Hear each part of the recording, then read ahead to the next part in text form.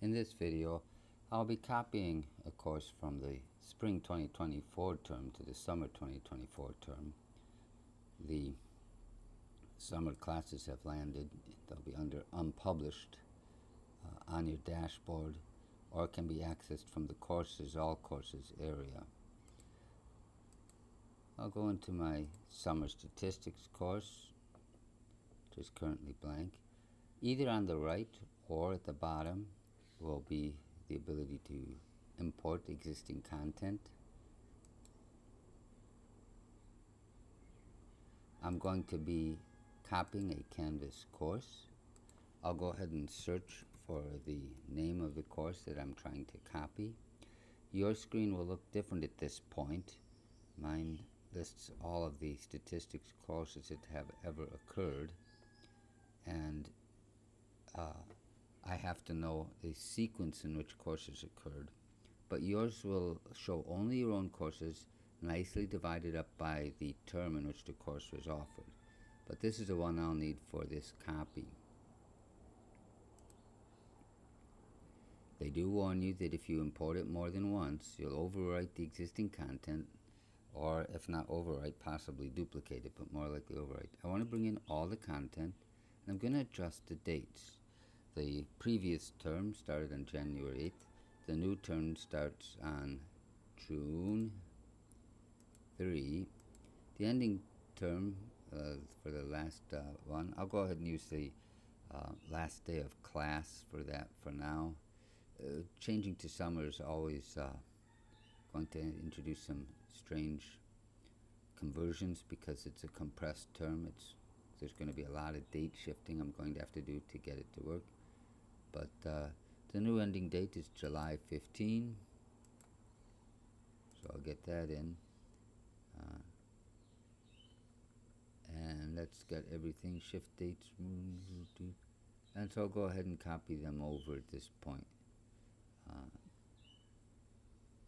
just checking to see that it's leaving all the settings are correct, because it's really something you can only do once. So I'm going to go ahead and import. The import has completed. I see that there's one issue. I'll go see what's happened. I couldn't adjust the date on it on one of my assignments, and that's to be expected on this conversion from a 16-week to a 6.5-week term. That's something I can do manually. So one of the early things I do in my course is start cleaning up from the import. My home page is currently modules. Course is currently, if you go to the bottom of the screen, on the right, on the larger screen, on the bottom of the screen, it's unpublished. When I'm done with everything I need to do, I'll go ahead and publish the course. This must be done before the first day of class, or the students will see nothing. This is the master publish, and this remains in the control of the faculty member. One of the first things I'll do, though, is my course is set to module view. I'm going to change that because I start off the beginning of each term with the opening page being the front page, a page I've designed. I'm going to use that as a front page. Scroll over here, use as front page. That was something I undid after the first week of classes in the spring. That means it's a front page for the pages. Now I'll go back to home.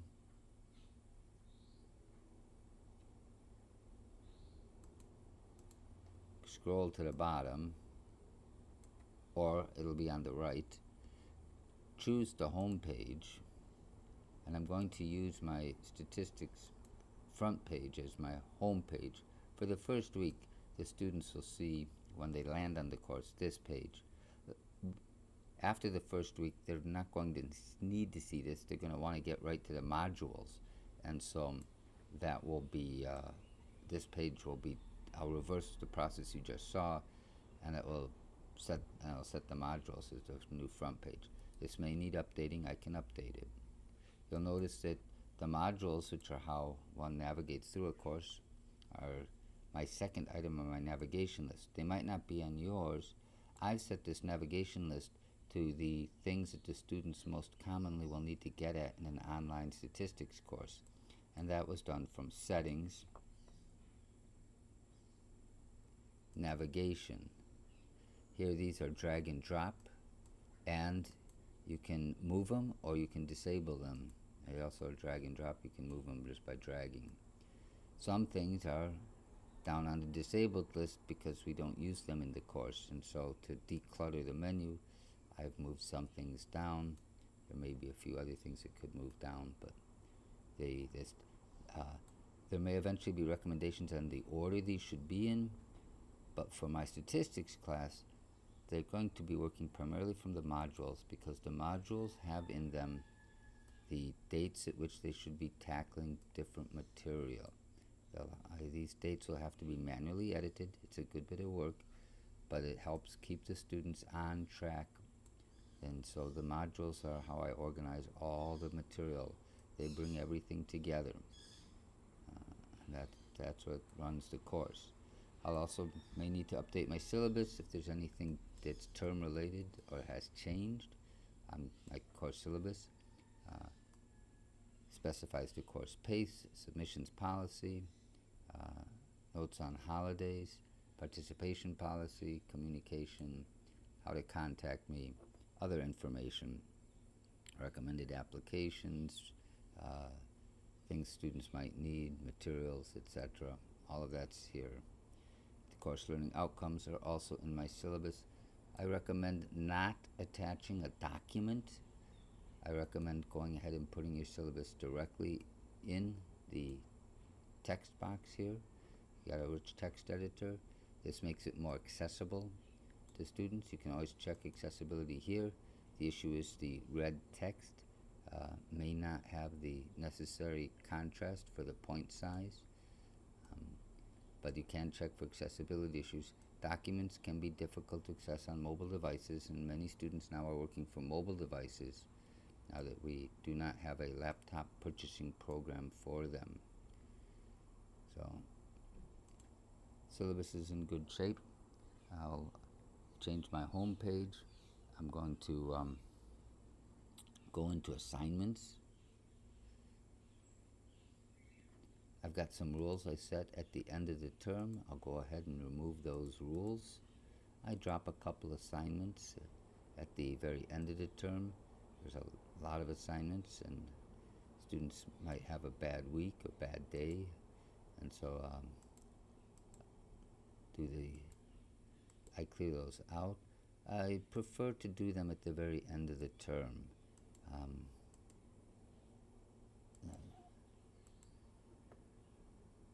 I'll look at the term before I make a decision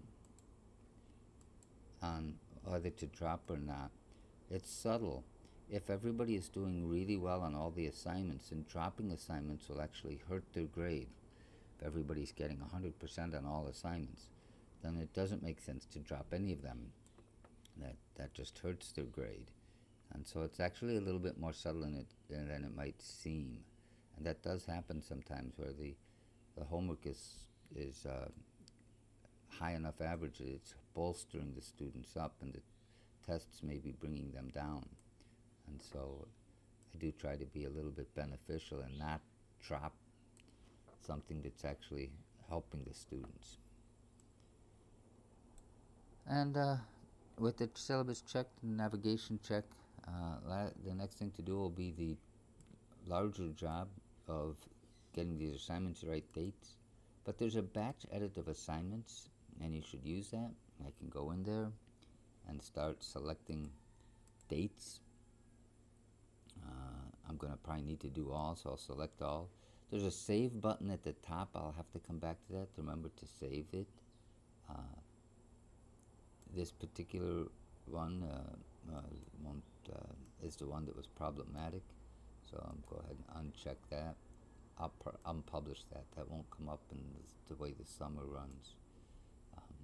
But I'll go through these and get them set to the correct dates, and that will take going through the calendar and setting dates. But this will be our first assignment, but it'll be moved up. So dates will be all wrong, but here I can go through and just edit the dates. That will be a larger task in the summer. So, but that's a way to batch edit all the dates. It's in here. Do that once. You can also go to this screen to shift dates, but that won't work this summer. That won't help me this summer because I'm not shifting the dates. I could just remove all the dates, but I'll go ahead and just edit them manually from here. And that will be the larger task this summer. And that's an overview of it. I'll take a look at the quizzes which have come over. I'm still using classic quizzes. I do not recommend a change yet to new quizzes unless you absolutely need the features of new quizzes. They are still in development. I had expected to shift to them this summer, but there's an issue right now with images and item banks not transferring between terms. They're working on it. What happens is if you store an image in an item bank in one term, and then when you copy the course to the new term, the students in the new term can't see the images, but the teacher still can because they're a member of both the previous classes. The images aren't being carried forward. That's a pretty serious issue, but again, new quizzes remain in development, and so I continue to use the classic quizzes and the question banks that are aligned to outcomes. That's way down at the bottom of this bank, but it's aligned to an outcome and allow me to measure student learning. The questions in this bank all test this outcome. These questions then go in multiple different tests, and that's one way in which I test my outcomes. Another way I test my outcomes is rubrics attached to particular assignments, and I've got rubrics such as this data exploration rubric here, and it is using the outcomes to mark the assignments. With the is there institutionally banked outcomes? They're coming from the institutional bank of outcomes. If I go to find account standards, College of Micronesia, MS, SC courses are all here. There's the MS, and I can scroll down to MS 150. It'll be farther down this list, and I can add them into my course, and so they then will show up in my Mastery Learning gradebook. There's no grades at present, but the gradebook doesn't have anything in it but some people. But there's a Learning Mastery gradebook, and that's where my learning outcomes will then show up, will be in this particular gradebook. Well, that's all there is to copying the course, and it gets you started on the summer classes. As always, let me know if you do need assistance or help. And thank you for watching.